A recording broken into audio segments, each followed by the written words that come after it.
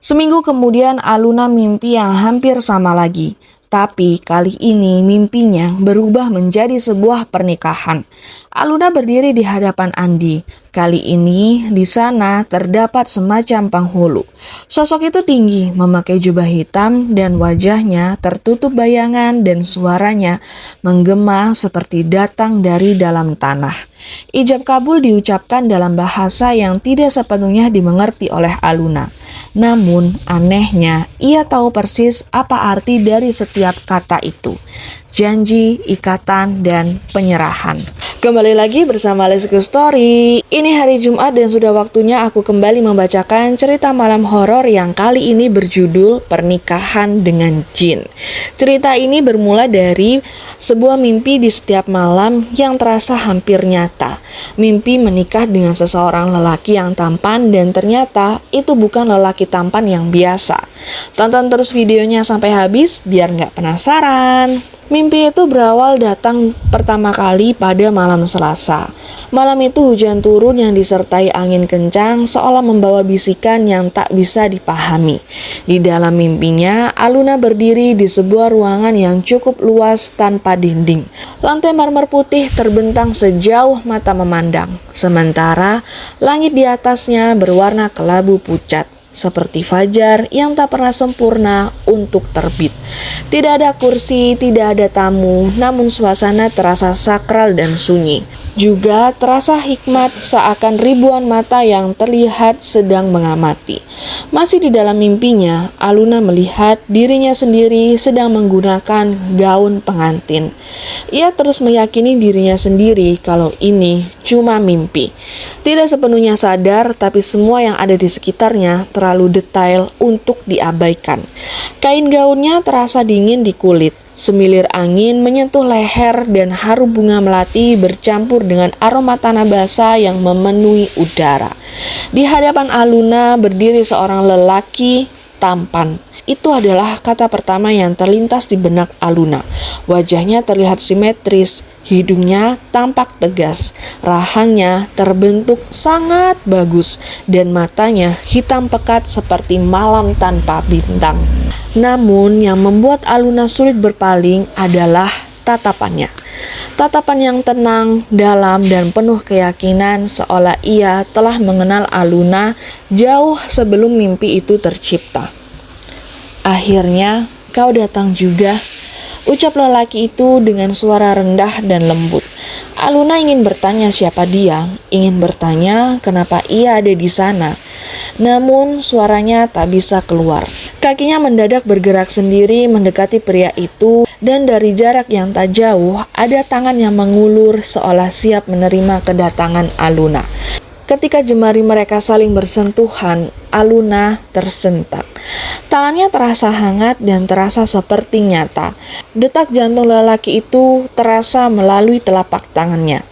"Namaku Andi, dan malam ini kau akan menjadi istriku."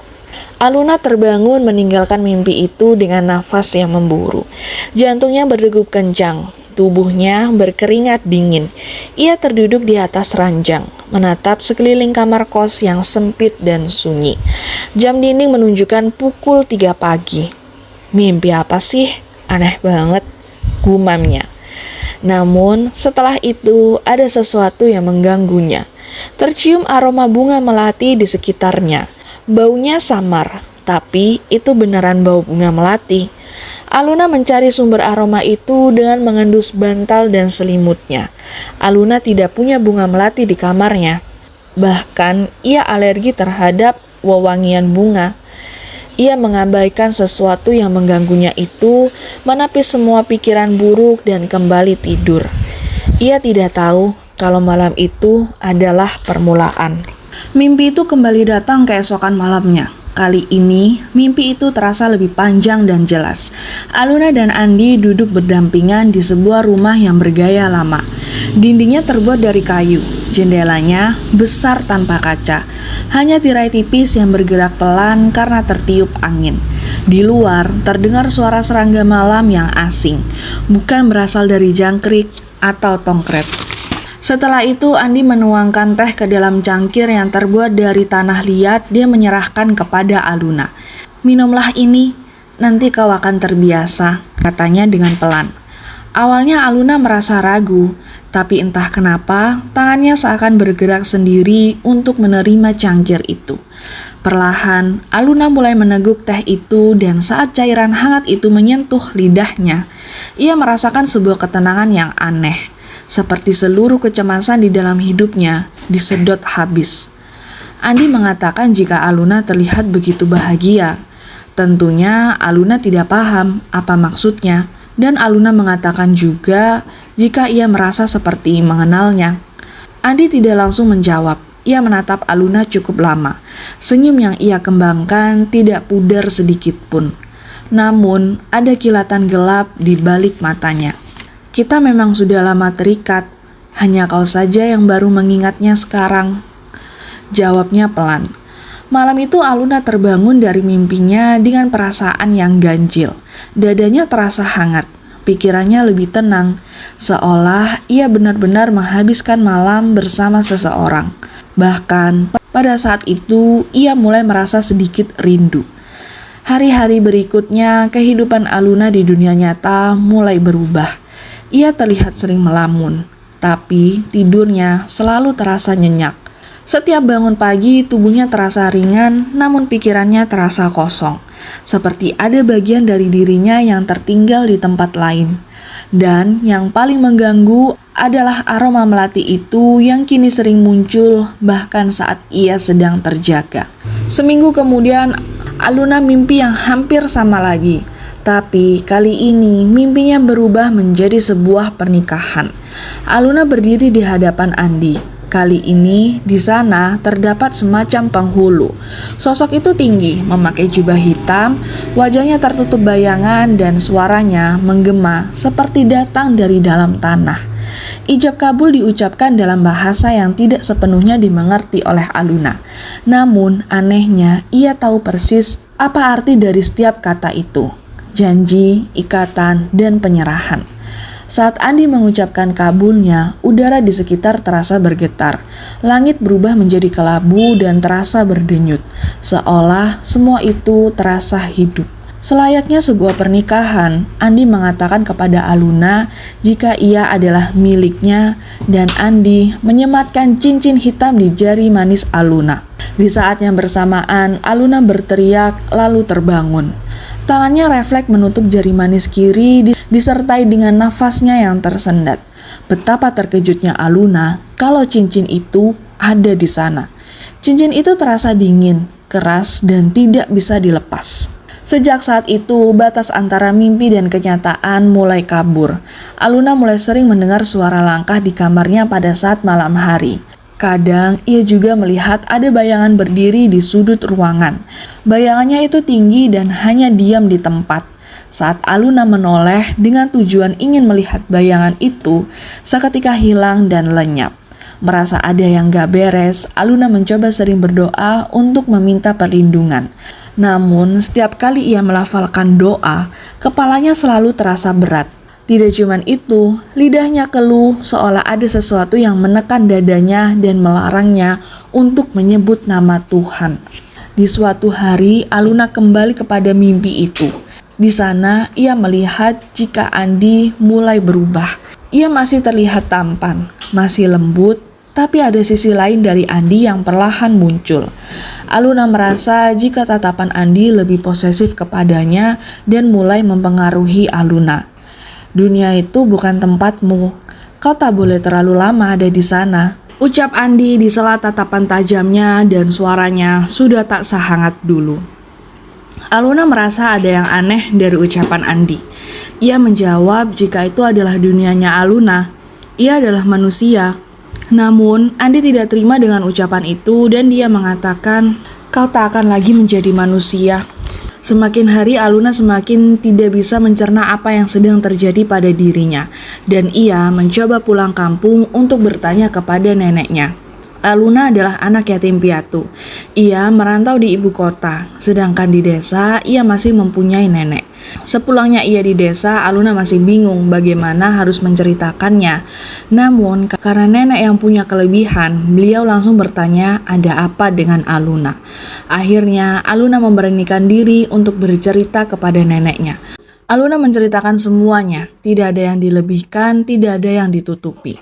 Nenek Aluna terdiam sejenak dengan wajah yang pucat.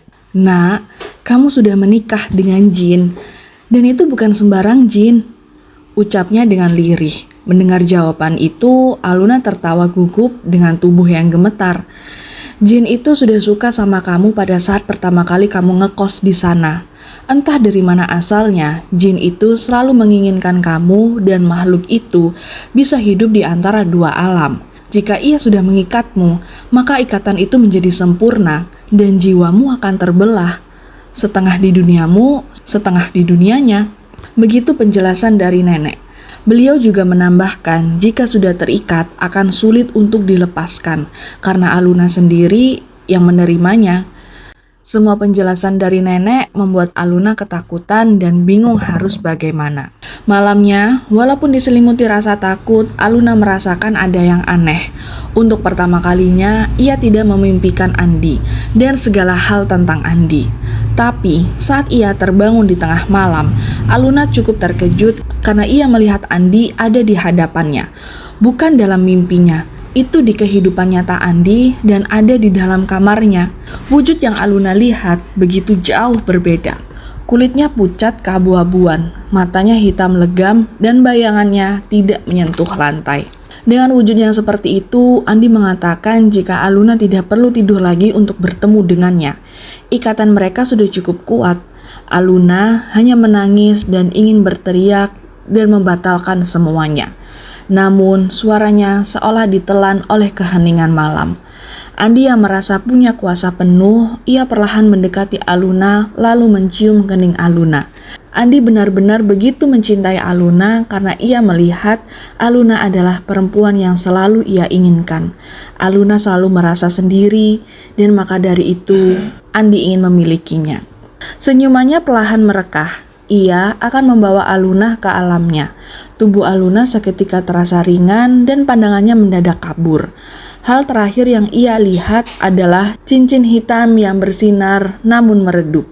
Masih di kampung halamannya, keesokan harinya nenek menemukan Aluna yang pingsan di kamarnya. Dengan pertolongan warga, nenek membawa Aluna ke dokter. Di klinik yang tak jauh dari rumahnya, Aluna diperiksa secara keseluruhan, namun dokter mengatakan tidak ada luka ataupun penyakit yang mendominasi. Aluna hanya kelelahan. Namun sejak saat itu, perubahan besar terjadi pada Aluna. Matanya selalu terbuka. Tubuhnya masih seperti orang hidup, tapi jiwanya seolah berjalan ke tempat lain. Nenek yang melihat hal itu hanya terus berdoa dan mencoba melakukan beberapa ritual agar cucunya kembali. Nenek juga memohon kepada sosok Andi agar Aluna bisa kembali. Namun rasa cintanya lebih besar dan tidak ingin Aluna jatuh di tangan siapapun. Dan di setiap malam ketika lampu kamar Aluna dimatikan, aroma melati memenuhi udara seakan menandakan bahwa pengantin di antara dua alam itu belum benar-benar pergi. Paling bikin merinding itu pas aroma melati yang menyebar di seluruh ruangan karena itu sebuah pernikahan terjadi dengan sakral. Menurut kalian gimana sama cerita barusan? Coba komen di bawah.